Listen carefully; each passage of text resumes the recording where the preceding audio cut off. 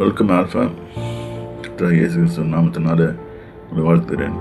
உபாகமம் 24 அதிகாரம், இது 10வது வசனத்திலேருந்து வாசிப்போம். பிறனுக்கு நீ ஏதாகிலும் கடனாக கொடுத்தால் அவன் கொடுக்கும் அடகை வாங்க நீ அவன் வீட்டுக்குள் பிரவேசிக்க வேண்டாம்.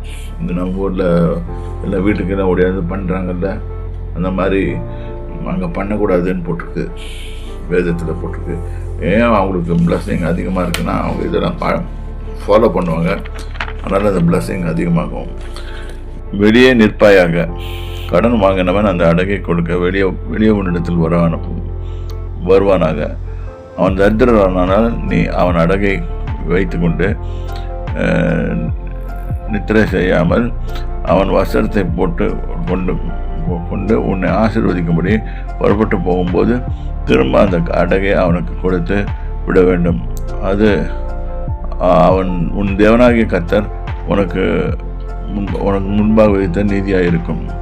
சரி, இதுக்குள்ள அவன் ரொம்ப ஏழையாக இருந்தான்னா அவன்கிட்ட போய் கடன் வாங்க, திருப்பியும் வாங்காமல் அதை அவங்ககிட்ட விட்டுட்டீங்கன்னா உனக்கு அதை ஆசீர்வதிப்பார் என்று கர்த்தர் சொல்கிறார்.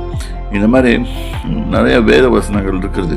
நிறைய இன்வெர்டட் உள்ள ஓல்ட் கவர்னன்ட் லாஸ் இருக்குது, நியூ கவர்னன்ட் லாஸ் இருக்குது, சட்டத்திட்டங்கள். இது நம்ம வேதத்தை ஆழமாக படிக்கும் போது தான் நமக்கு புரியும் இதனால் எவ்வளோ ஆசீர்வாதங்கள் வருகிறது என்பதை நம்ம நல்லா அறிந்து கொள்ளலாம். ஆகவே ஒவ்வொருவரும் இதை படித்து முன்னேறி செல்ல வேண்டுமாறு வேண்டிக் கொடுக்குறேன். இயேசு கிறிஸ்து நாமத்தினாலே உங்களை வாழ்த்துக்கிறேன்.